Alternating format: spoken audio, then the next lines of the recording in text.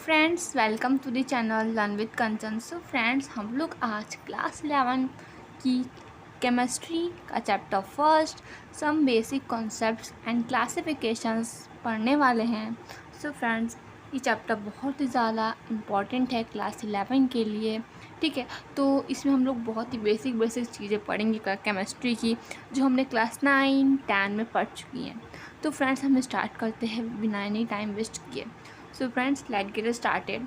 तो हमारा first topic है मैटर। मैटर क्या होता है?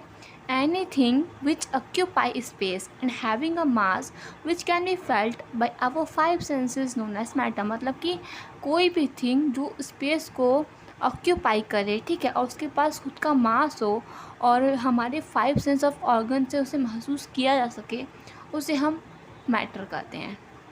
ठीक है, तो हमने मैटर के बारे में क्लास 9 में पढ़ा था, क्लास 10 में भी पढ़ा था। ठीक है, तो अब मैटर की क्लासिफिकेशन के बारे में बताते हैं। मैटर कितने कैटेगरी में डिवाइड है? तो मैटर 2 कैटेगरी में डिवाइड है। पहली है फिज़िकल क्लासिफिकेशन, दूसरी केमिकल क्लासिफिकेशन। ठीक है, तो अब इसका स्ट्रक्चर देख लेते हैं कि बुक में हमारे कैसा दिया हुआ। ये हमारी एनसीईआरटी बुक की इमेज है और मैं आपको एनसीईआरटी बुक से ही पढ़ाऊँगी। एनसीईआरटी बुक आपके लिए बहुत ही बेस्ट होती है। तो देखिए, आपके एनसीईआरटी बुक में एक इमेज दी गई होगी। ये इमेज है, देखिए, जो मैटर है वो 2 कैटेगरी में डिवाइड किया गया है, मिक्सचर एंड प्योर सब्सटेंस। ठीक है, अब जो मिक्सचर है उसमें हम होमोजीनियस मिक्सचर और हेटेरोजीनियस मिक्सचर करते हैं। ठीक है, जो प्योर में हमारा आता है एलिमेंट्स एंड कंपाउंड। तो ये हमारी इमेज दी गई थी, मैंने उसको आपको बता दिया। ठीक है, अब आते हैं फिजिकल क्लासिफिकेशन क्या होता है। तो फिजिकल क्लासिफिकेशन क्या होता है? It is based on physical state under ordinary condition of a temperature and pressure. On the basis of a physical classification matter can be divide to 3 ways. देखिए, मतलब physical classification एक extraordinary condition है। ठीक है, इसमें हम temperature and pressure के according अपना क्लासिफिकेशन करते हैं। अब उसके बाद on the basis of physical classification of matter, मतलब कि मैटर के फिजिकल क्लासिफिकेशन ऑफ मैटर पे जो मैटर है वो 3 टाइप से भी डिवाइड है। आप तो पढ़े ही होंगे, सॉलिड, लिक्विड एंड गैस। जो फर्स्ट है वो सॉलिड, दूसरा लिक्विड एंड तीसरा गैस। ठीक है, अब सॉलिड क्या होता है? A substance is said to be solid if its possess definite volume and definite shape. For example iron, gold, wood. ठीक है, तो सॉलिड क्या होता है? जो सॉलिड होता है इसे हम सॉलिड तब कहेंगे जब इसके पास डेफिनेट शेप हो, डेफिनेट वॉल्यूम हो। ठीक है, ऐसा कोई भी सब्सटेंस हो आप ले लीजिए, मान लीजिए, ठीक है, इसके पास डेफिनेट शेप भी हो, डेफिनेट वॉल्यूम भी हो, तो उसे हम सॉलिड कहेंगे। जैसे कि गोल्ड हमारा हो गया, ठीक है, आयरन हो गया, वुड हो गया। ठीक है, मैं इसका इमेज दिखाऊंगी आपको इसके बाद। अब लिक्विड क्या होता है? A substance is said to be liquid if a substance had definite volume but not a definite shape. They take the shape of a vessel in which they are placed. For example, milk, water, mercury. Liquid क्या होता है? Liquid एक substance होता है, ठीक है, जिसके पास definite volume तो होता है, ठीक है, लेकिन डेफिनेट शेप नहीं होता है। क्योंकि जो लिक्विड होता है वो तो उसका कोई शेप नहीं होता है। वो जिस भी कंटेनर में रखाएगा, जिस भी वेसल में रखाएगा, तो वो जो लिक्विड है उस कंटेनर या उस वेसल का शेप ले लेता है। इसलिए कहा गया है कि जो लिक्विड है उसके पास डेफिनेट शेप होता है लेकिन डेफिनेट वॉल्यूम नहीं होता है, क्योंकि वो जिस भी वेसल में रखाता है तो उसका शेप ले लेता है। अगर लिक्विड का एग्जाम्पल ले तो हमारा मिल्क हो गया, मरकरी हो गया, वाटर हो गया। ठीक है, अब इसकी इमेज देख लेते हैं सॉलिड और लिक्विड की। तो देखिए, ये फ्रेंड्स हमारे सॉलिड की इमेज है। ये हमारी एनसीईआरटी बुक से मैंने लिया हुआ है, तो आप अपने बुक पे देख सकते हैं ऐसे इमेज को। और जो सॉलिड होते हैं वो मतलब कि आपस में बहुत ही अच्छे से अटैच जो होते हैं सॉलिड के एटम्स। ठीक है, देखिए बहुत ही क्लोजली पैक्ड हुए होते हैं। ठीक है, आप देख ही रहे होंगे, हर एटम बहुत ही क्लोजली पैक्ड किया गया है। अब लिक्विड की बात करें, लिक्विड में जो एटम्स होते हैं हल्के हल्के थोड़े दूर होते हैं। तो देखिए, आपको दिखाई देता होगा कि जो लिक्विड की इमेज। ठीक है, अब उसके बाद हम लोग आते हैं गैस के बारे में। अब गैस क्या होता है? A substance is said to be gas if it's either possess a definite shape nor a definite volume. This is because they cover the whole vessel in which they are placed. For example, hydrogen and oxygen. अब किसे हम oxygen कहेंगे, अरे gas कहेंगे, तो gas हम उसे कह सकते हैं जिसके पास ना तो डेफिनेट शेप हो और ना ही डेफिनेट वॉल्यूम हो। क्योंकि जो गैस होता है वो तो हमारे पूरी इन्वायरमेंट में फैला हुआ है। ठीक है, अगर हम गैस की बात करें तो गैस के पास कोई भी शेप नहीं होती है, उसके पास कोई भी वॉल्यूम नहीं होती है, ठीक है। और अगर गैस जिस भी कंटेनर में भरा होता है वो पूरी की रूम या पूरी वैसल में कवर हुआ होता है, ठीक है। तो हम कह सकते हैं कि जो गैस होती है वो मतलब कि होल वैसल को कवर कर लेती है। इसलिए हम गैस के पास डेफिनेट शेप नहीं होता, डेफिनेट वॉल्यूम नहीं होता है। अगर गैस की एग्जांपल है तो हमारे हाइड्रोजन हो जाएंगे, ऑक्सीजन हो जाएंगी। अगर गैस की इमेज देखो तो ये हमारी गैस की इमेज है। और जो गैस के जो एटम्स होते हैं ना, ये बहुत दूर दूर होते हैं, बहुत दूर दूर होते हैं। जैसे आपको दिख रहा होगा हर एटम्स बहुत दूर दूर हैं। तो इसलिए ये हमारी गैस की इमेज है। ये भी NCERT बुक में दी गई है। अब उसके बाद केमिकल क्लासिफिकेशन क्या होता है। Chemical classification can divide into 2 categories. जो केमिकल क्लासिफिकेशन है ये 2 कैटेगरी में डिवाइड की गई है। आप आगे बढ़ते हैं किसके बारे में, प्योर एंड मिक्सचर। तो प्योर सब्सटेंस और मिक्सचर सब्सटेंस। प्योर मतलब आप समझ रहे होंगे a material containing only one type of substance. Pure substance can not be separate into simple substance by physical matter.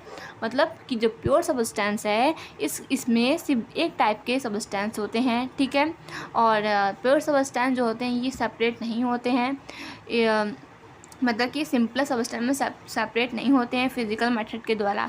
मतलब हम कह सकते हैं जो प्योर सब्सटेंस होता है ये सिर्फ एक टाइप ऑफ सब्सटेंस से मिलकर बना होता है और ये सिंपल सब्सटेंस में डिवाइड नहीं होता है फिजिकल मेथड के द्वारा, ठीक है। अगर हम प्योर सब्सटेंस की अगर हम एग्जांपल लिखें तो हमारा एलिमेंट हो गया जैसे कि सोडियम, कैल्शियम, और कंपाउंड हो गया हमारा HCl, ठीक है।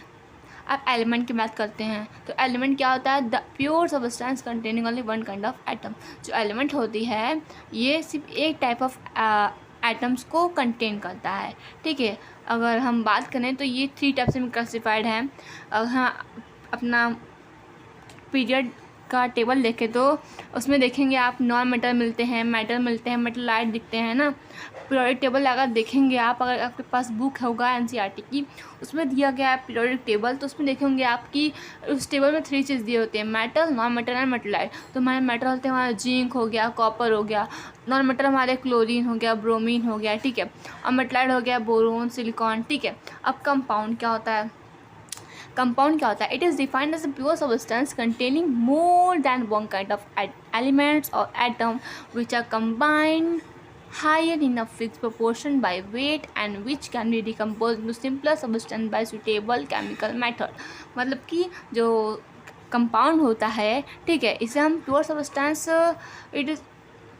ऐसे हम प्योर सब्सटेंस इसलिए कर सकते हैं क्योंकि इसलिए नहीं कर सकते क्योंकि इसमें वन काइंड ऑफ एलिमेंट से ज़्यादा एलिमेंट होते हैं। मतलब कि इसमें एक तरीके के एलिमेंट्स नहीं, बहुत ढेर सारे एलिमेंट्स मिले होते हैं, ठीक है। और वो भी फिक्स प्रोपोर्शनल में, इसलिए उसको हम केमिकल सब्सटेंस कर सकते हैं क्योंकि इसमें एक एटम से मिलकर नहीं कोई सब्सटेंस बना है, इसमें ढेर सारे एटम्स मिल करके एक चीज़ बना रहे हैं, इसलिए हम इसे केमिकल या फिर कंपाउंड कहेंगे, ठीक है।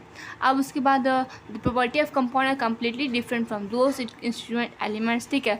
अब अगर 2 एलिमेंट से मिलकर बना, जैसे कि कोई भी चीज़ अगर हाइड्रोजन से और क्लोरीन से मिलकर बना हुआ है, ठीक है, तो जो मिक्स होगा तो वो हाइड्रोजन क्लोराइड बन जाएगा। तो इसे मैंने एग्जाम्पल दिया गया है, अगर एक एटम हमारा है हाइड्रोजन का, एक है क्लोरीन का, ठीक है। अगर दोनों को मिक्स करेंगे तो हमारा हाइड्रोजन क्लोराइड मिल जाएगा। तो दोनों की जो प्रॉपर्टी है वो मिक्स हो गई, तो यहाँ पे हम कंपाउंड का फॉर्मेशन कर देगा वहाँ पे, ठीक है। अब आते हैं मिक्सचर क्या होता है। A mixture which contain more than one type of substance are mixed in any ratio by weight are known as mixture. Mixture is of 2 types, homogeneous and heterogeneous, ठीक है। अब मिक्सचर क्या होता है, मिक्सचर जो होता है ये आपको मिक्सचर से पता चल रहा होगा कि ये एक एलिमेंट से नहीं बहुत सारे एलिमेंट्स का मिक्सचर होता है, ठीक है। तो मिक्सचर क्या होता है, मिक्सचर में ढेर सारे सब्सटेंस होते हैं वो मिक्स हुए होते हैं, ठीक है। और वो भी मतलब क्या ऐसे समझ सकते हैं कि जिसमें ढेर सारे कंपाउंड या ढेर सारे एलिमेंट्स जब मिक्स हुए होते हैं उसी को हम मिक्सचर कहते हैं, ठीक है। अगर हम मिक्सचर की बात करें, मिक्सचर 2 टाइप्स के होते हैं, होमोजीनियस एंड हेटेरोजीनियस। अब होमोजीनियस क्या होता है, होमोजीनियस एक ऐसा मिक्सचर होता है जिसमें कि कंपाउंड होते हैं वो यूनिफॉर्मली प्रेजेंट होते हैं, मतलब कि वो वाटर में घुल जाते हैं, सॉल्यूबल हो जाते हैं, उसे हम होमोजीनियस मिक्सचर कहते हैं। इसकी डेफिनेशन पढ़ लेते हैं इसका, the mixture in which all the compounds are present uniformly called homogeneous mixture. मतलब कि ऐसा मिक्सचर जो यूनिफॉर्मली प्रेजेंट हो उसे हम होमोजीनियस कहेंगे। अगर इसका एग्जांपल लें तो salt plus water, water plus sugar. अगर हम पानी में अगर साल्ट मिलाएंगे तो साल्ट हमारी घुल जाएगी। और फिर दूसरा एग्जांपल लेते हैं, अगर हम पानी में अगर शुगर मिलाएंगे तो उसमें शुगर डिजॉल्व हो जाएगी, तो ये कहलाएगी हमारी साल्ट सोल्यूशन और शुगर सोल्यूशन। तो मतलब ऐसा सोल्यूशन जो वाटर में घुल जाए, वाटर में डिजॉल्व हो जाए, उसे हम होमोजीनियस मिक्सचर कहेंगे, ठीक है।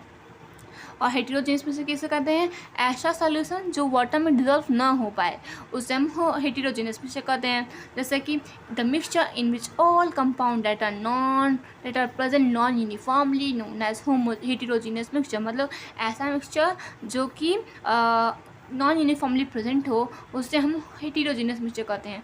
जैसे कि हम वाटर में अगर सैंड मिलाएंगे तो जो हमारी सैंड होगी, ठीक है, वो हमारी अच्छे से मतलब घुल नहीं पाएगी ना, जो सैंड होगी वो नीचे जम जाएगी और पानी ऊपर ही आ जाएगा।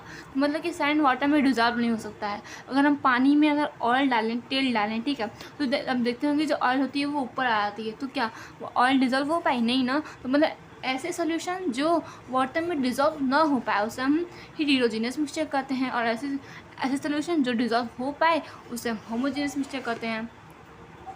सो फ्रेंड्स, हमारी ये चैप्टर ख़त्म हो जाती है यहीं पे। तो thanks for watching this video. अगर आपको ये वीडियो पसंद आई हो तो प्लीज़ लाइक कीजिएगा और अपने दोस्तों के साथ जरूर शेयर करिएगा, क्योंकि ये जो वीडियो है सिर्फ 11 मिनट की है और 11 मिनट की पूरी चैप्टर फिनिश हो जा रही है बहुत ही इजी वे में। तो आप मैंने जो ये राइट किया है, आप इसे पढ़कर याद भी कर सकते हैं, जिससे कि आपकी जो पूरी प्रिपरेशन है वो बहुत ही अच्छे से हो सकती है। और आप बिल्कुल भी टेंशन ना लें, मैंने ये जो जितने भी थिंग्स हैं ये मैं सब NCERT से ही, NCERT बुक से ही मैंने ये सब प्रीफर किया है। तो आपको कोई प्रॉब्लम नहीं होगी, आप इसे बहुत अच्छे से नोट्स तैयार कर सकते हैं, और वो भी बहुत ही ईजी वे में। Thanks for watching this video.